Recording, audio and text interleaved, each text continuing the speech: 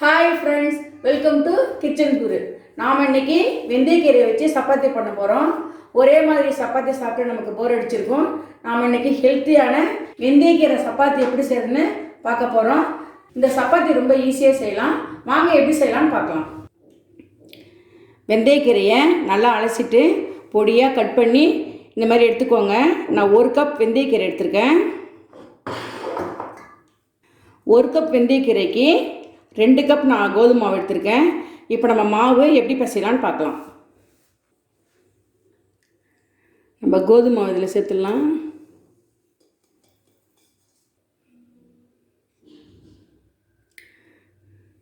சமையல் எண்ணெய் ஒரு 3 ஸ்பூன் ஊற்றிக்கலாம்.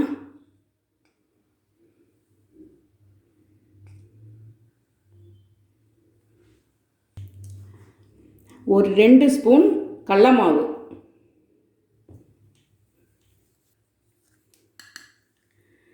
தேவையான அளவு உப்பு,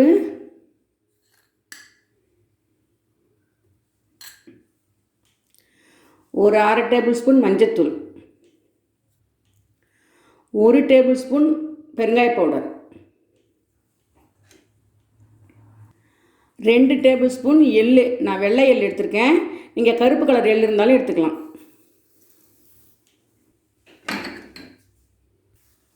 1 டேபிள் ஸ்பூன் சோம்பு, 1 டேபிள் ஸ்பூன் ஜீரகம். இது எல்லாத்தையும் நல்லா கலந்துக்கோங்க.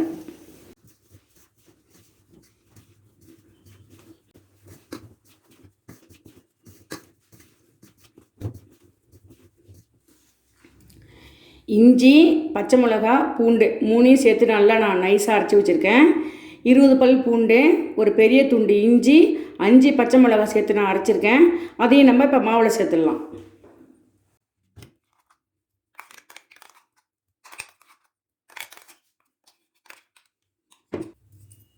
நம்ம நறுக்கி வச்சுருக்க வெந்தயக்கீரையும் நம்ம மாவில் சேர்த்துடலாம்.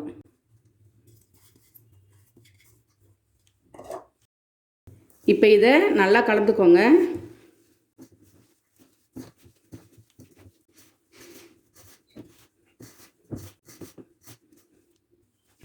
இப்போ மாவு நல்லா மிக்ஸ் பண்ணியாச்சு. நம்ம தண்ணி சேர்த்து எப்பயும் போல் சப்பாத்தி மாவு போல் பிசைஞ்சிக்கோங்க.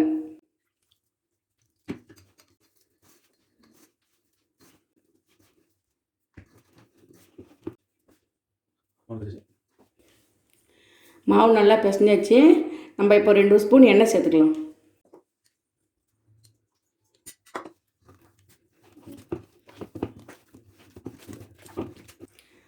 மாவு நல்லா பிசைஞ்சாச்சு.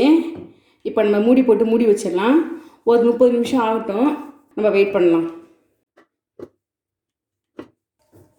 30 நிமிஷம் ஆயிடுச்சு. இப்போ பாருங்கள், மாவு நல்லா ஊறிருக்கு.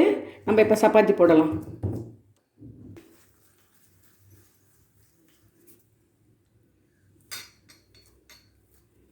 சின்ன சின்னதாக ஊற்றிக்கலாம்.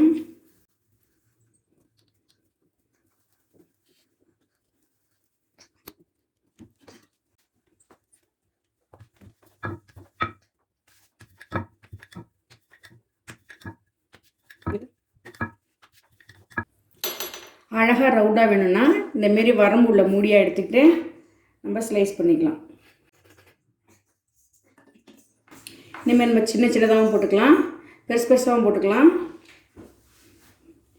இந்தமாரி நம்ம சின்ன சைஸ் சப்பாத்தியாக போட்டோம்னா பசங்களுக்கு லஞ்ச் பாக்ஸில் கொடுக்குறதுக்கு, ஆஃபீஸில் கொடுத்து அனுப்ப உங்களுக்கு பார்க்குறதுக்கு அழகாக இருக்கும். நம்ம வீட்டில் சாப்பிட்றதுக்கு இந்தமாரி பெரிய சைஸில் போட்டுக்கலாம். இப்போ நம்ம சப்பாத்தி சுடலாம். வாங்க, அடுப்பு ஆன் பண்ணிக்கலாம்.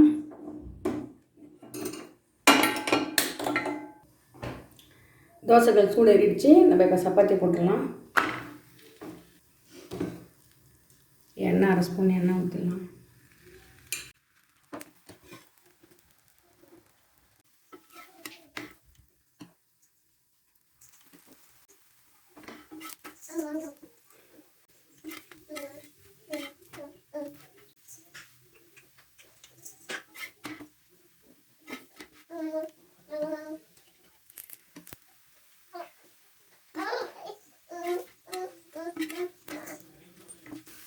இப்போ சூப்பரான டேஸ்டான சப்பாத்தி ரெடி ஆகிடுச்சு.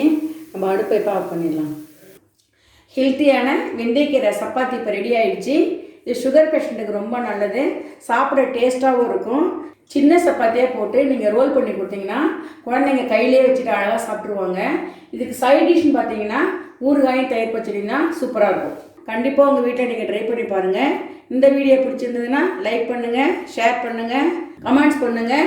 இது வரைக்கும் நம்ம சேனலை சப்ஸ்கிரைப் பண்ணாதவங்க மறக்காமல் சப்ஸ்கிரைப் பண்ணிக்கோங்க. தேங்க்யூ.